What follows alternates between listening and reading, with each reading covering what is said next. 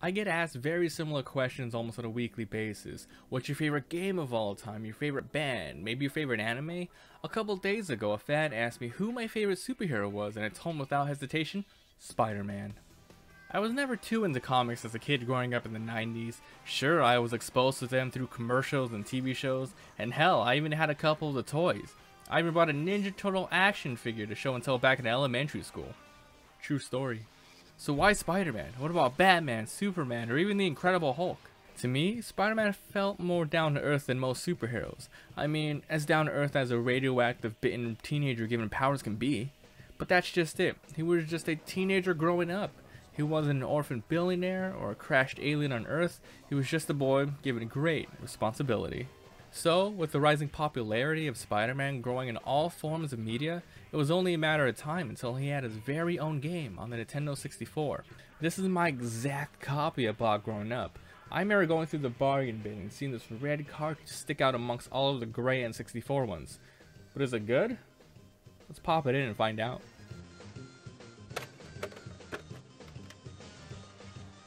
The game begins that you were treated with this kick-ass music. Yeah! So we get past the intro and start the game. Pretty basic, new game, load, settings. Let's just start the game. They give you a choice of 4 difficulties. Hard, normal, easy, and kid mode?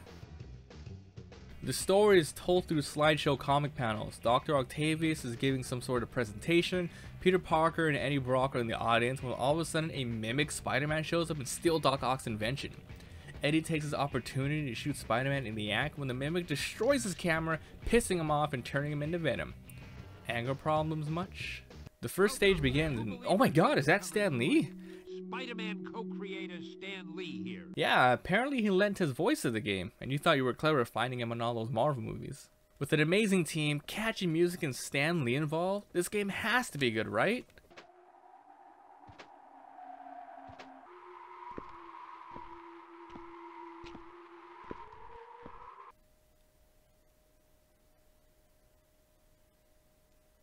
Just listen to the wind. Where's the music? Black Cat shows up out of nowhere, and by shows up, I mean falling dramatically out of the sky like a brick and tells you the bank has been robbed. So what? Are we just forgetting the fact that there was a fake Spider-Man and Eddie turned into Venom? I don't give a crap about a bank robbery. Let's fight Venom. So, forgiving the N64's graphic capabilities, Spider-Man doesn't look half bad. Stand around long enough and Spidey will start saying, "Those hostages need my help." Also, touching these question marks will make Cat show up again and tell you, "Those hostages need my help." What? He just cut her off. No, listen. When a building is close enough. "Those hostages need my help." What was she gonna say? When a building is what? What a glitch. Good thing the on-screen prompt tells us exactly what she was gonna say. What's the point of having that question mark there then? So far the gameplay feels fine. Swinging back and forth through buildings feels natural and... What? What the heck was that? Oh my god, does he always see the world that way? Combat feels very intuitive. You use the C buttons to attack. Down C is punch, left C is kick, and up is web. You can press these in different orders to make combinations. It's fun.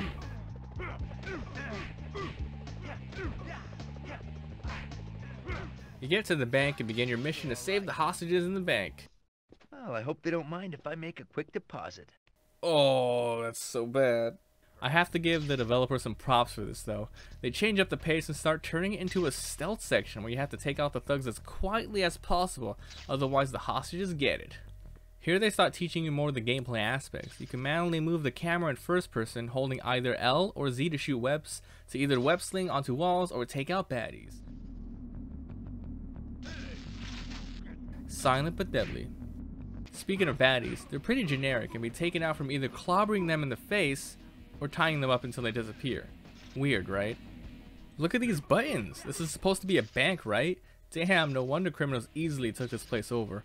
All the areas are spelled out in large font on big ass buttons. These enemies apparently can't see through glass. Let's open up the room.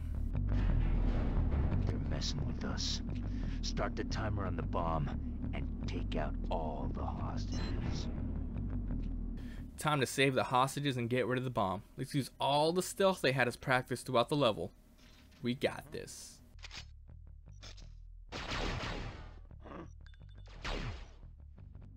Well, that didn't work. I tried hiding on the walls, waiting for my chance, but they just get shot regardless. Sometimes they run in the middle of the room and basically beg to get shot in the face.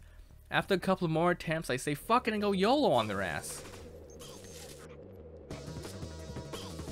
And it worked. What? So we throw the bomb near the safe, it slides in on its own, level complete.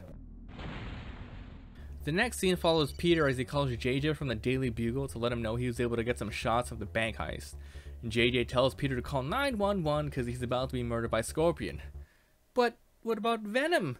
And Doc Ock? Forget it. Once again, I have to praise the game design. The level ends up turning into a race against the clock with Spider-Man having to rush through the city to save JJ from imminent death. This is where some problems start to arise, however. What's with the draw distance? I can barely see anything in front of the building I'm standing on. I've been told to follow the Spidey compass, but there's nothing here. Do I just... here goes. Wow. Let's try it from another location.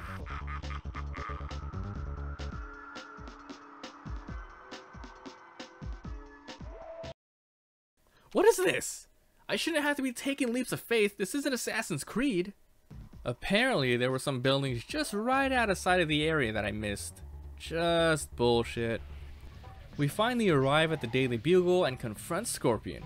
You'd think it'd be as simple as learning a boss pattern and attacking accordingly, right? Wrong. So wrong. There are so many things wrong with this fight, I don't even know where to begin. First of all, Spidey takes way too much damage per hit, but I guess that makes sense being that he's fighting a boss.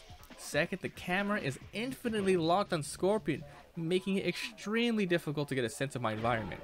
All I want to do is throw stuff at him. Couple the facts that every time Spidey gets hit, he falls to the floor like he just got bitch slapped by the Hulk, and the boss himself has a random invincibility frames. This fight is next to impossible to win in a straight up fist fight. I know what you're thinking. Spider-Man isn't a powerhouse. He uses speed and agility. Let me show you how that worked out. Mashing all sorts of buttons to figure something out, anything to give me an edge in the fight, I found out that you can do a homing strike. My new hit and run tactics seem to be working. Except for the fact that there's a recovery animation that happens when you land, and this happens randomly. There's no way for me to control it. It's a crapshoot. With more button mashing, I found out some moves I didn't even know I had. Apparently, holding left and pressing up C gives Spider-Man web boxing gloves, which increase your damage for a limited time, and holding right and up C cocoons the web sling into a shield. Finally, with all these tools at my disposal, I still got my ass handed to me. I've had enough of this. Fortunately, there exists some codes you can enter from the main menu that range from invincibility, level select, sound test, and even unlimited webbing. But oh no, we're not here for those. We're here for the costumes. That's right, you can unlock costumes in the game, which can either make the game a bit easier or tougher if that's your thing. Let's go through them all. There's the Spider-Man 2099 suit, which gives you double the damage. Black suit Spidey that lets you have unlimited webbing. Captain Universe costume that pretty much makes it so you're playing with God mode on. Spidey Unlimited lets you activate a stealth mode to sneak past enemies. Scarlet Spidey and the Ben Reilly costume just for cosmetics. And finally, both the Quick Change Spidey and Peter Parker outfits allow Spider-Man the ability to carry only 2 web cartridges at once. So, with the Spider-Man 2099 costume as my choice, it's back to the Scorpion to show him who's boss.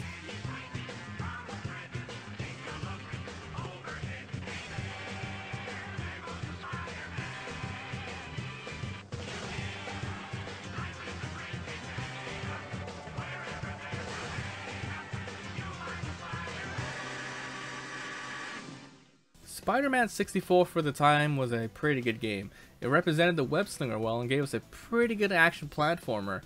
Overall, it's as good as it was back then. There's still some levels and story points I didn't get to. I pretty much went to probably 25% of the game. But go check out the rest for yourself, it's pretty fun. I have fond memories playing this growing up as a child, controlling my favorite superhero and kicking ass. I guess you can say the game was pretty amazing. Thanks for watching. I'll see you guys next time. I had so much fun with this project and I really hope you guys enjoyed it. Thank you so much for watching, I really appreciate it. If you want more of these types of videos, make sure to let me know, and if you want me to review a game, leave a suggestion in the comments below. If you missed the first episode, you can check it out by clicking it there on the left, and here is one of my top 10 videos on the right. Thanks so much again.